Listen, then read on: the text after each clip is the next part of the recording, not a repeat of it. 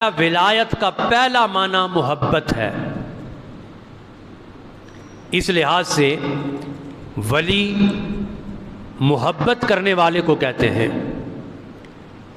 ولایت کا دوسرا معنی ہے قربت، اور اس روح سے ولی جو ہے یہ اقرب یعنی قریب والے کو کہتے ہیں۔ ماں باپ بھی اولاد کے لیے ولی کی حیثیت رکھتے ہیں، دادا دادی یہ بھی ولی کی حیثیت رکھتے ہیں، اس لیے اقربا کو اولیاء کہا جاتا ہے۔ حضرات ذی وقار، اسی طریقے سے ولایت کا تیسرا معنی ہے کفالت، نگرانی۔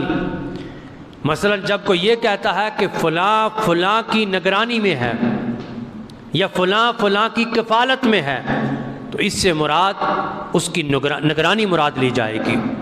اور ولایت کا چوتھا معنی ہے مدد و نصرت۔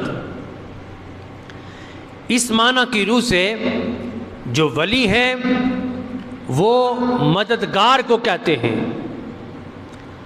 حضرات ذی وقار، ولایت کے ان چار معانی کی روشنی میں ولی کا معنی جو متعین ہوتا ہے، سب سے پہلے اگر ہم دیکھیں تو ولی وہ شخص ہے کہ جس کی محبت خالصتاً اللہ تبارک و تعالیٰ کی رضا کے لیے ہو۔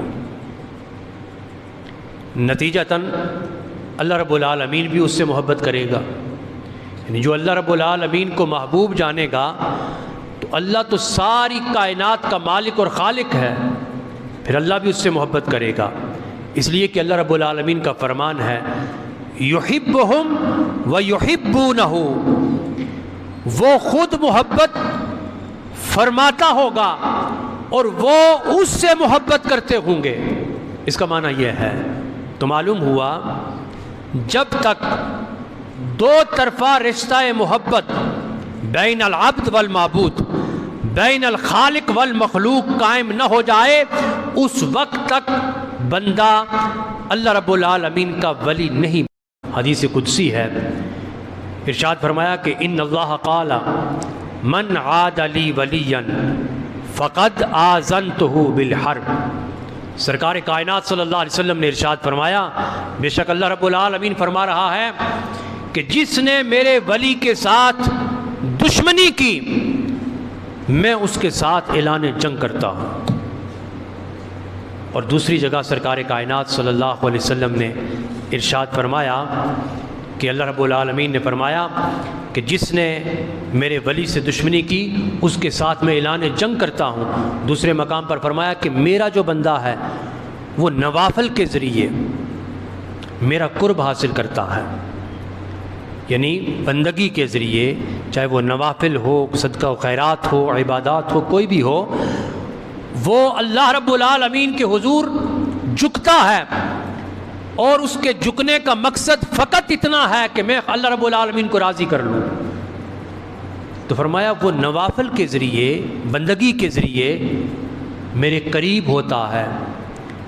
پھر ارشاد فرمایا یہاں تک کہ میں اس سے محبت کرنے لگ جاتا ہوں، اور جب میں اس سے محبت کرتا ہوں تو میں اس کی سماعت بن جاتا ہوں جس سے وہ سنتا ہے، میں اس کی بصارت بن جاتا ہوں جس سے وہ دیکھتا ہے۔ فرمایا میں اس کے ہاتھ بن جاتا ہوں جس سے وہ پکڑتا ہے، اور میں اس کے پاؤں بن جاتا ہوں جس سے وہ چلتا ہے۔ تو گویا پھر بندے کا اپنا تو کچھ نہ رہا، ہر عمل کے اندر، ہر بات کے اندر اللہ رب العالمین کی مدد، اور اللہ رب العالمین اس کے ساتھ ہوتا ہے۔ تو جب اس کے ساتھ اللہ ہوتا ہے تو پھر وہ بندہ خدا کا مقرب ترین بندہ، جس کو ولی کہتے ہیں، اللہ کا محبوب بندہ، کہ جس سے خدا محبت کرنے لگ جاتا ہے، وہ بن جاتا ہے۔ حضرات ذی وقار،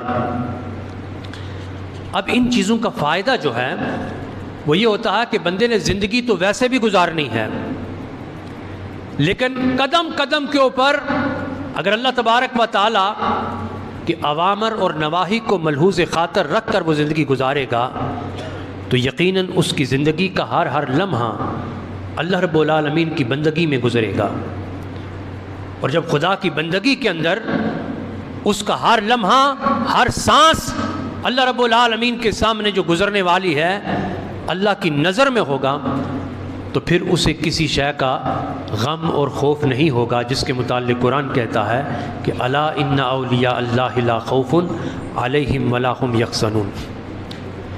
یہ مبارکہ اس حوالے سے ہے کہ بندہ خدا کا بن جائے تو اس کو نہ دنیا کا کوئی خوف رہتا ہے نہ آخرت کا رہتا ہے، اس کے سامنے نہ کوئی دنیا کا غم ہے نہ آخرت کا کوئی غم ہے، اس لیے کہ وہ بندہ خدا کا بن جاتا ہے۔